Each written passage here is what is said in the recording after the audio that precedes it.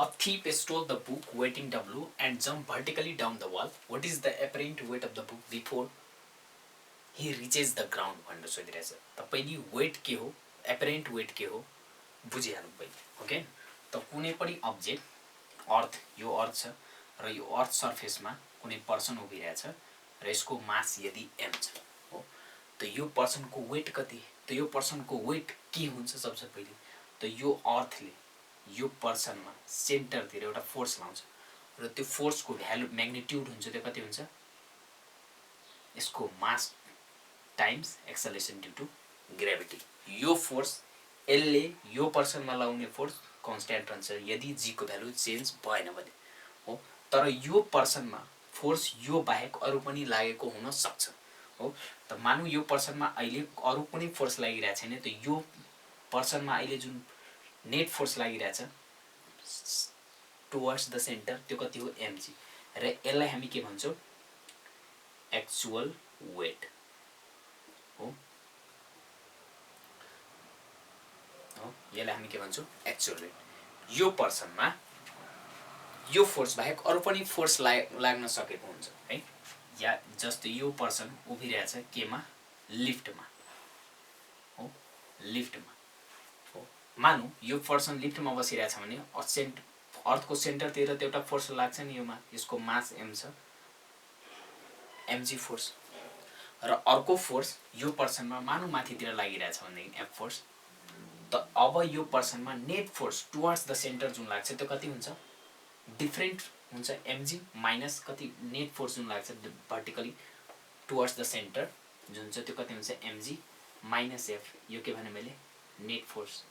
त अब यो नेट फोर्स के भयो, डिफरेन्ट भयो, एक्चुअल फोर्स जुन लागिरहेको थियो mg भन्दा के छ, कम छ हो। त यसलाई जुन अब अर्को जुन रिजल्टेन्ट जुन फोर्स आयो त्यसलाई हामी के भन्छौं, एपरेन्ट। एक्चुअल भन्दा डिफरेन्टलाई हामी के भन्छौं, एपरेन्ट भन्छौं हो। त जस्तै हामी मेजर गर्छौं कुनै पनि पर्सनको वेट कुनै ब्यालेन्समा राखेर हो, ब्यालेन्समा मेजर गर्ने ब्यालेन्समा, त त्यो पर्सनको जुन वेट आउँछ, यो पर्सन उभिरहेछ तर यो पर्सनको वेट जुन आउँछ त्यो mg हो, सेन्टरतिर फोर्स आउँछ।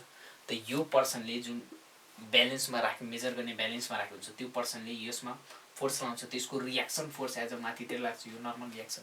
त यसलाई हामी के भन्ने, एपरेन्ट वेट के भन्ने, यसलाई एपरेन्ट वेट।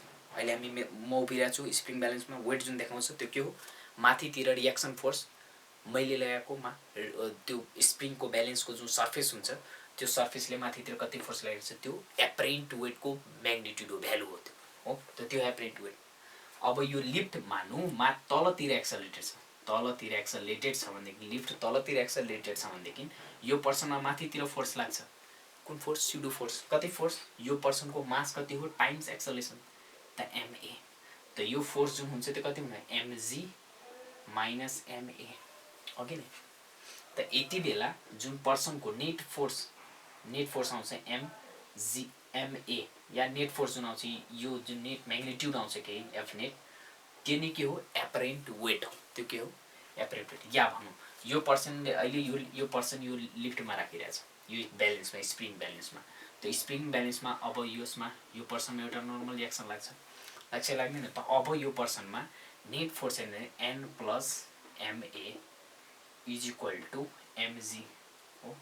त अब यहाँ नर्मल रिएक्सन आउने हो त कति हुन्छ, mg माइनस ma।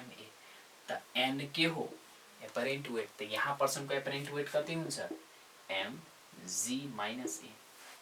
यदि यो पर्सन डाउनवर्डतिर जी एक्सन, यदि यो लिफ्ट डाउनवर्डतिर जी एक्सेलरेसनले एक्सेलरेटेड छ भनेदेखि mg माइनस g, त नर्मल रिएक्सन के आउँछ, 0 हुन्छ। त्यो हो कि वेटलेस कन्डिसन, मतलब ब्यालेन्समा मेजर भ्यालु जुन देखाइरहेछ त्यो कति हो, 0। त एपरेन्ट वेट के हो, 0 हो। यदि अब यो क्वेसनमा के भनेछ, कुनै पर्सन जम्प गरिरहेछ, त जति बेला जम्प गर्यो त हामी ठिकै छ बुक राखेछ, बुकमा यो बुक राखेछ, त बुकको तल एउटा के गर्ने, स्प्रिङ ब्यालेन्स, त्यो ब्यालेन्स जुन मेजर गर्छ नि स्प्रिङ ब्यालेन्स, यो ब्यालेन्स जुन मेजर गर्छ त्यो माथि राखिहाल्ने। त त्यो माथि राखेर यो म ब्यालेन्स छ र यो ब्यालेन्समा म एउटा बुक राखेर ल्याएर लगिरहेको छु, तल झरिरहेको छु, फ्री फल कन्डिसनमा छु।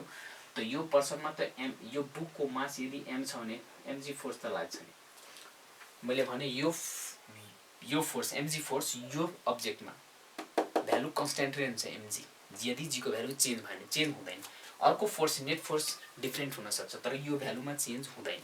त यो mg फोर्स त लाग्छ नि यसमा हो।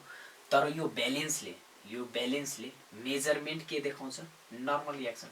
अब यो ब्यालेन्स पनि तलतिर झरेछ यो पनि तलतिर झरेछ, त यसमा यो ब्यालेन्सले यो माथि फोर्स लगाउँछ? लाउँदैन। त नर्मल रियाक्सन के हुन्छ? 0 हुन्छ। त नर्मल रियाक्सन 0 हुन्छ त एपरेन्ट वेट के हुने? 0 भयो। ओके नि, त एपरेन्ट वेट जुन हुन्छ नि त्यो नर्मल रियाक्सनको भ्यालु हो। ओके, त नर्मल रियाक्सन 0 छ त एपरेन्ट वेट के हुन्छ? 0 हुन्छ। त एन्सर के हुने भयो? 0 हुने भयो।